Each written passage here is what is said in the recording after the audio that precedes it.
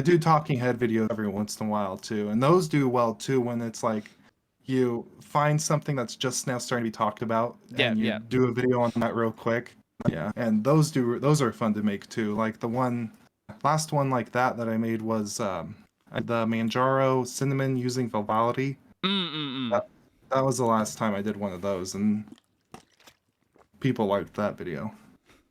I think it's Like, just that there's a lot of people that were angry about it. That's sort of yeah, yeah, yeah. it's just a community edition that one person maintains, so it's like it's not that big of a deal. Yeah, But I can see, a lot of the articles I saw right there were like really well, okay. No, your titles fully embrace the clickbait as well. oh yeah, Like I had to.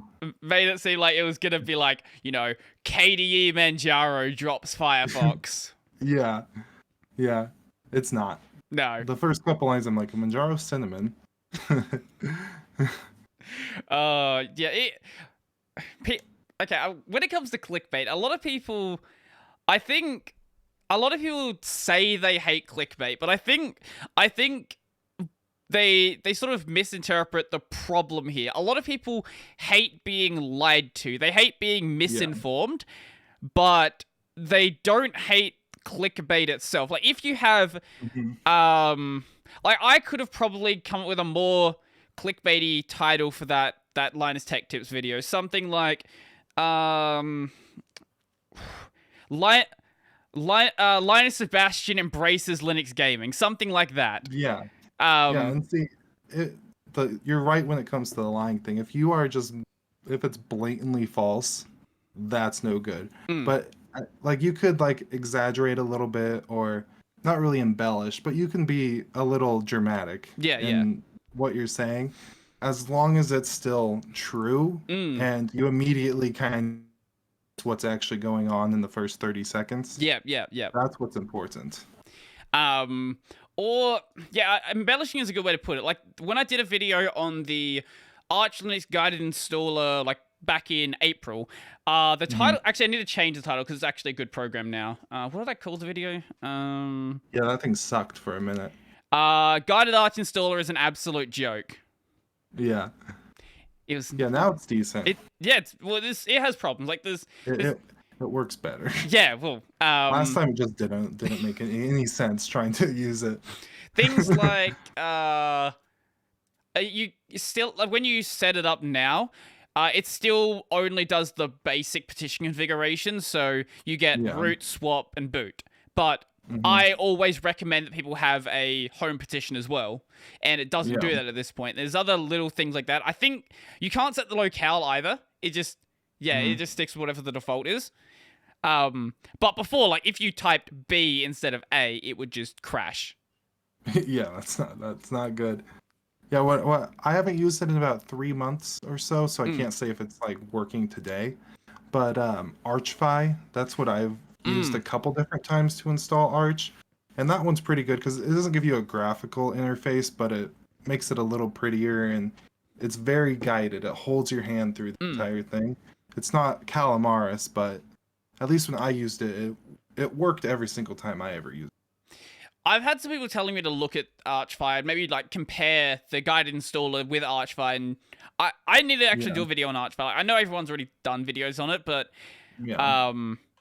I feel like even if a bunch of people have done videos on it, there's still some value that can be added to it if you approach it from a different perspective. If you try to bring your own thoughts into it, like a common example, a recent example was with the Epic data leak. A lot of people did videos on that, like as soon as it happened, saying this is the data that came out. I did a video on that a couple of days later, but my approach was this is how not to handle a data leak. Like I wanted to do a video more on the management side, how Epic approached it, and how they didn't approach it, but is a better way to put it. Just let it happen. Yeah, if I thought of a video idea and I went on YouTube to make sure nobody else done it before, I would probably have like 12 videos on my YouTube channel. Because everybody's done something. But like you said, as long as you bring your own twist, you try to either approve on what's already out there so people are getting more information, more options, anything like that, it's fine. It's I'm sure you get yeah. the comments every so often saying you're copying insert their favorite Linux YouTuber. Oh yeah. Oh yeah. And yeah, all the time. The only person that I admittedly copied here and there, and it's because I copied a couple DistroTube videos, Mm. not like direct, like word for word, and I would mention it because like the first time I did it, going over like it was like one of the top 5 video things, Right, right. and I put at DistroTube, here's my top 5, Sure, okay. kind of thing. So things like that are, you could look at that, but yeah, there's been those comments where people are like, hey, somebody did this exact video. And then I'm like, did they? And then I look at it and they did a completely different method on how to do that. That happens here and there.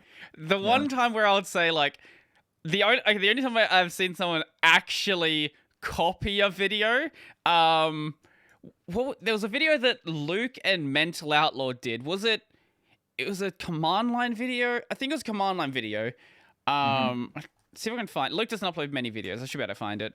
But they did the exact same topics in the exact same order, making the exact same points, and they came out like a day between each other. That's funny. Yeah, there's been times too when like it happened with Switch to Linux. Like he uploaded a video on Linux Mint and I had it like scheduled, and it followed the same step by step, everything that we talked about and reading the changelog and all that, almost identical video. And so that's happened a couple times. But there's, especially if you're covering something that's like new. Yeah, when it's topical. Yeah, with what's going on, there's going to be a couple that are very similar. Like, if you're talking about, you did a video on EAC and Battle Live recently. Like, there's only so much you can say about that. Like, yeah, EAC and Battle Eye are supported. Here are the games that this will potentially affect. Yep, yeah. Did not have much to talk about, but it was something that I wanted to, because even in their announcement, they didn't really say too much. There was like a paragraph that you could pull out of that and try to stretch that out into 3 minutes at least. Oh, I imagine way more than 3 minutes. I also talked about, like, I went through the list of the top 100 games on ProtonDB and talked about, like, here's the games that this will actually affect.